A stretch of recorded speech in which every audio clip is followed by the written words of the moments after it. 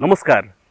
चितवन जिल्लाको माडी नगरपालिका वडा नम्बर 7 देवेन्द्रपुरमा गैराती बाघले घरमा पालिराखेका बाख्राहरू मारेको छ। चितवन निकुञ्जसँगै जोडिएको यो माडी क्षेत्रमा जङ्गली जनावरको आतंक निरन्तर भइराख्ने घटना हो र गैराती बाघको आक्रमणमा परि दुईवटा खोरमा राखिएका दुईवटा बाख्रा मरेका छन्। जङ्गली जनावरबाट यहाँका स्थानीयहरू असाध्यै पीडित छन्।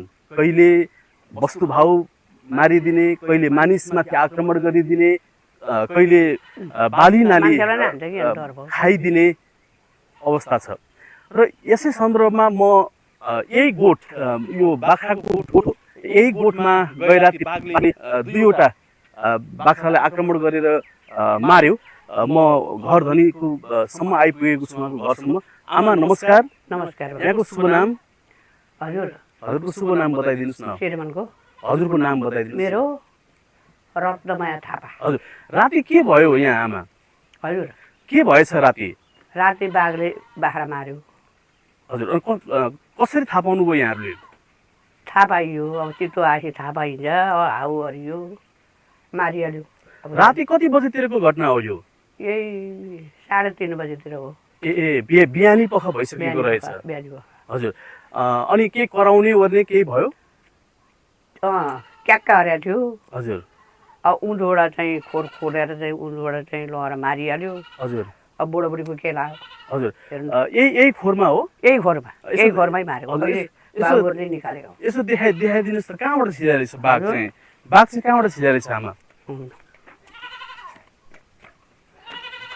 यही खोर हो, यहाँ चाहिँ बाख्रालाई बाघले आक्रमण गर्यो। र यो सँगै तपाईहरुलाई म घर देखाउँछु। यही घरमा उहाँ आमाहरू बस्ने गर्नुहुन्छ। यही घर हो, यो घर र जोडिएको छ।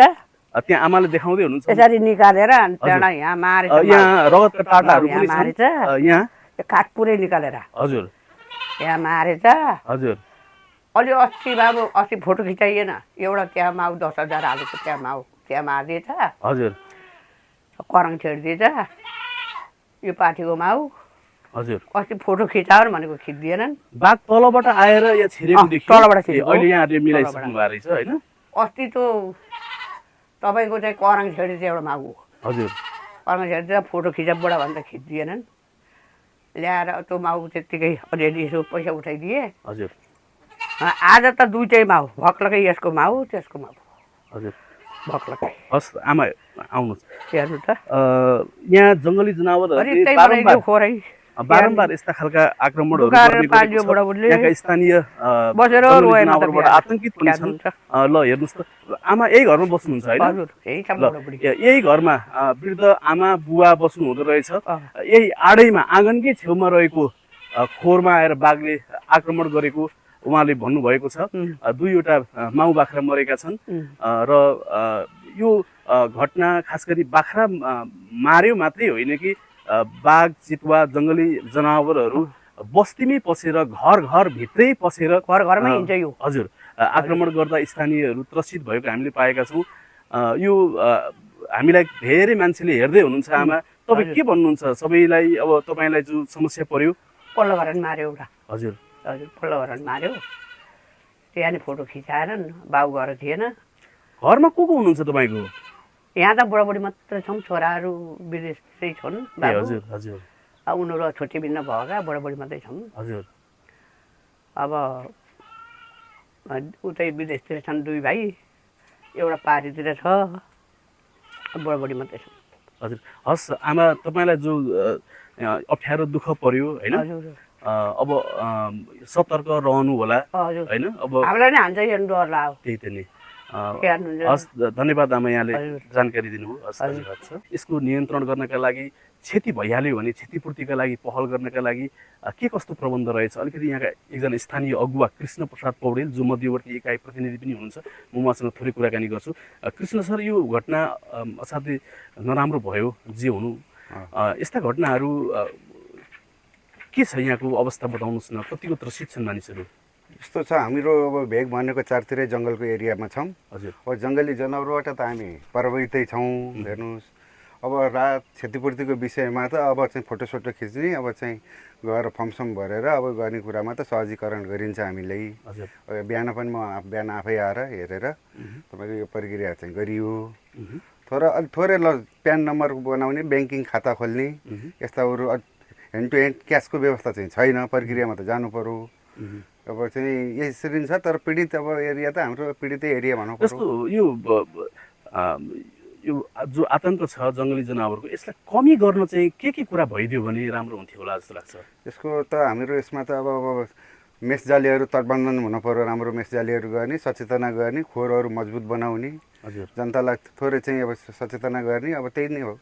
अनि क्षतिपूर्ति चाहिँ कतिको चित्त बुझ्दो हुन्छ? जस्तो जनधन यो मानौँ यो यहाँ दुईवटा चौपाया मऱ्यो होइन, बाली नालीमा पनि क्षति भइराखेको हुन्छ, क्षतिपूर्ति कतिको चित्त बुझ्दो छ?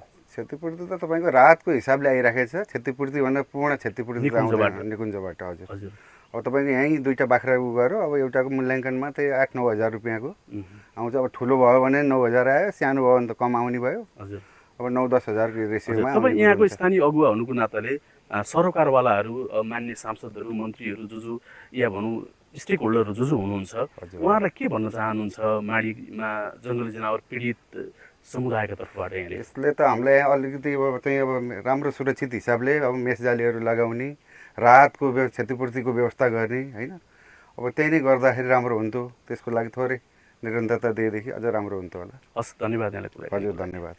आदरणीय दर्शकवृन्द, हामीले माडी नगरपालिका वडा नम्बर 7 देवेन्द्रपुरमा यो घरकै आँगनकै छेउमा रहेको बाख्राकोटमा बाघले गैराती आक्रमण गरेको, 2टा बाख्रा मारेको यो जानकारी यहाँलाई दियौँ।